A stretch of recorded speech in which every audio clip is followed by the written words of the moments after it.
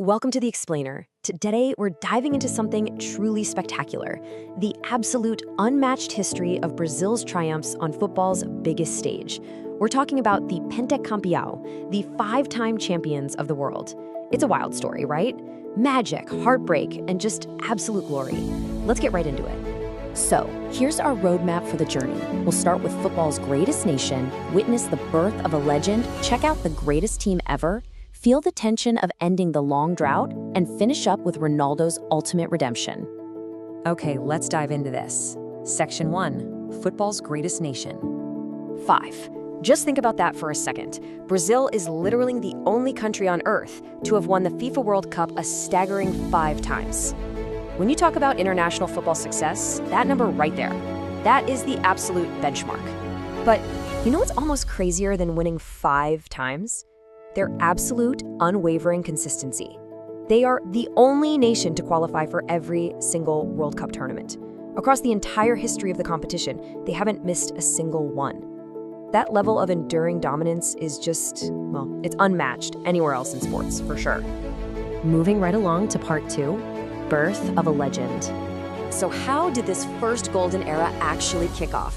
Picture this. The year is 1958, the tournament is up in Sweden, and the world is about to be completely blindsided by a 17-year-old phenomenon. Brazil absolutely dismantled the host nation, Sweden, 5-2 in the final. But the real story? That 17-year-old kid, Pelé.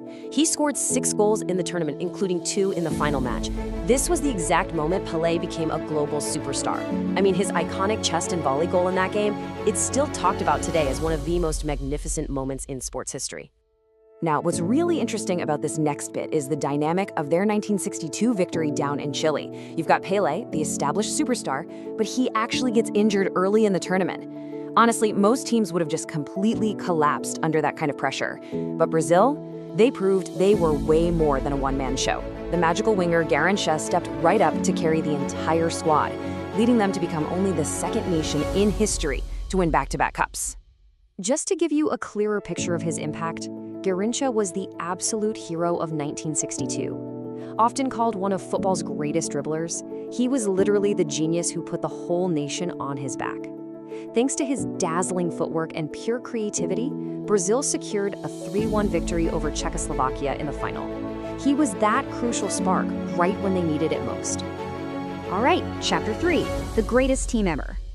Let's jump ahead a bit to Mexico in 1970. We are talking about a squad that many, and I mean many, football fans and historians consider, quite simply, the greatest national team ever assembled, the 1970 Dream Team. You've got Pelé, Jairzinho, Rivellino, Carlos Alberto Torres. And this team didn't just win, they played this awe-inspiring, dazzling attacking football that totally captivated the world. They crushed Italy 4-1 in the final. And the absolute highlight? Carlos Alberto's famous team goal in that match. It was a masterclass of passing and rhythm that perfectly encapsulated Brazil's beautiful game. But then, things changed. After reaching the absolute pinnacle of the sport in 1970, this really heavy question hung over the nation. Would Brazil ever win again? I want you to really feel the weight of this for a second. For a country where football is basically a religion, the crushing 24-year drought that followed was an agonizing burden. Generation after generation of incredibly talented players tried and failed to bring the trophy home. Which brings us to part 4, ending the long drought. So we're shifting the timeline to the United States, 1994. And let me tell you, this wasn't just another tournament. This was a high-stakes moment of pure desperation and ultimately sheer relief for the fans. This was the much-anticipated return of the champions. Led by the incredible attacking duo of Romario and Bebeto, they carried the hopes of literally millions after that grueling 24-year wait. They fought their way into an incredibly tense, nerve-wracking final against Italy. But after all of regular and extra time, the score was still a stubborn 0-0 draw. Which leads us to how they actually pulled it off in '94. First, you have that exhausting 0-0 draw. Then, the ultimate test of nerves, the penalty shootout. You can imagine the heart-stopping tension as these guys stepped up to the spot, right? Finally, Brazil wins it 3-2 on penalties.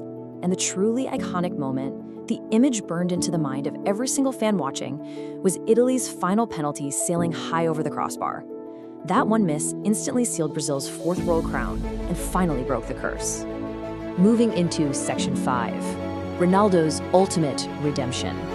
We arrive at our final chapter, hosted jointly by South Korea and Japan in 2002. And this sets up one of the most deeply personal, emotional, and captivating redemption arcs the sport has literally ever seen. Just think about the incredible contrast in Ronaldo Nazario's journey. Pre-tournament, he was seriously doubted by so many. He had suffered horrific, potentially career-ending knee injuries.